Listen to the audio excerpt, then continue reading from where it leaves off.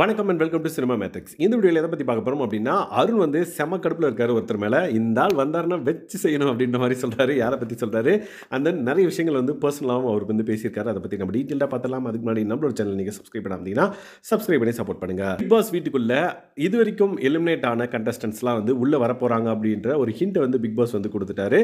ஒரு டாஸ்க் வந்து உள்ளே இருக்கிற கண்டஸ்டன்ஸ்க்கு வந்து வச்சாங்க. 8 பேர் கொண்ட ஒரு ஃபோட்டோஸ் வந்து ஒரு போர்டில் வச்சுட்டு ஒவ்வொருத்தரும் வந்து ஒரு வாக்கியம் வந்து கொடுக்கப்பட்டிருக்கும். அதில் யாருக்கு இது பொருந்தும் அப்படின்ற மாதிரி உள்ளே இருக்கிற 8 பேரும் வந்து பார்த்தீங்கன்னா வெளியேருந்து உள்ளே வர போகிற 8 பேருக்கு வந்து பார்த்தீங்கன்னா அந்த போர்டை வந்து மேப் பண்ணுவாங்க. ஸோ அதில் முக்கியமாக ஒருத்தரை பற்றி அருண் வந்து ஃபஸ்ட்லேருந்து இப்போ வரையும் அவர் பற்றி தான் பேசிகிட்டு இருக்காரு அப்படின்னு சொல்லலாம். அது யாருன்னு பார்த்தீங்க அப்படின்னா அர்ணவ் ப்ரோ.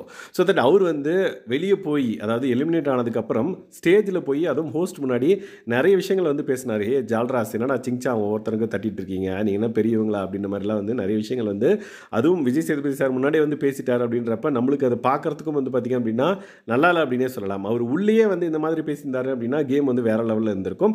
பட் அவர் வெளியே போய் பேசினது யாருனாலையும் அக்செப்ட் பண்ண முடியல. முக்கியமாக அருண் வந்து செம கடுப்பில் இருக்காருன்னே சொல்லலாம். ஸோ அவர் வந்து பார்த்தீங்க அப்படின்னா உள்ளே வருவார்.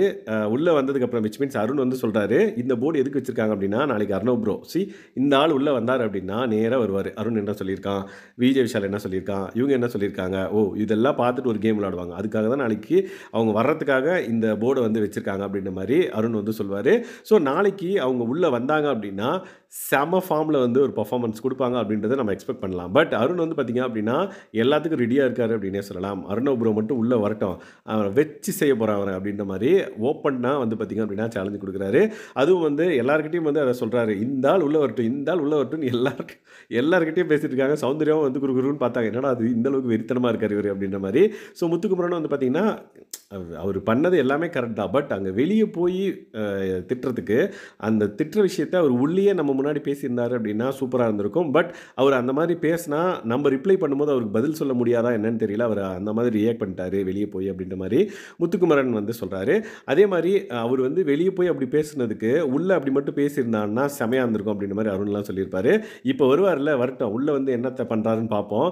உள்ளே வந்து அவர் ஏதாவது பண்ணார் அப்படின்னா வச்சு செஞ்சுருவேன் நான் அப்படின்ற மாதிரி சொல்கிறாரு. அதே மாதிரி தீபக்கிட்ட வந்து சொல்லும்போது இவர் பர்சனல்லாம் கேட்டிங்கன்னா ரொம்ப கேவலமான இருக்கும் அப்படின்ற மாதிரி பர்சனலான விஷயத்தை வந்து எடுக்காதரா அப்படின்ற மாதிரி தீபக் வந்து ஒரு சைகை கொடுப்பாரு. உடனே வந்து இல்லை அவர் என்ன பர்சனலாக ஏதாவது சீன்னார் அப்படின்னா அவர் பர்சனல் அவுத்து விட்றேன் பாரு அப்படின்ற மாதிரி அருண் வந்து சொல்லிடுறேன். அவ்வளோ பர்சனலாக அப்படின்னு தீபக் கேட்பாரு. ஆமாம், அதை பற்றி ஏன் கேட்குறீங்க, அதெல்லாம் எனக்கு நான் இங்கே சொல்லக்கூடாதுன்னு இருக்கேன், எனக்கு எல்லாமே தெரியும் அப்படின்ற மாதிரி அருண் வந்து சொல்கிறாரு. ஸோ பர்சனலாக இன்றைக்கி யாராவது நாளைக்கு யாராவது அட்டாக் பண்ணார் அப்படின்னா கண்டிப்பாக அவரோட பர்சனல் விஷயம்லாம் வெளியே வரதுக்கான வாய்ப்பு இருக்குது. அதுவும் பிக் பாஸ் வீட்டுக்குள்ளே.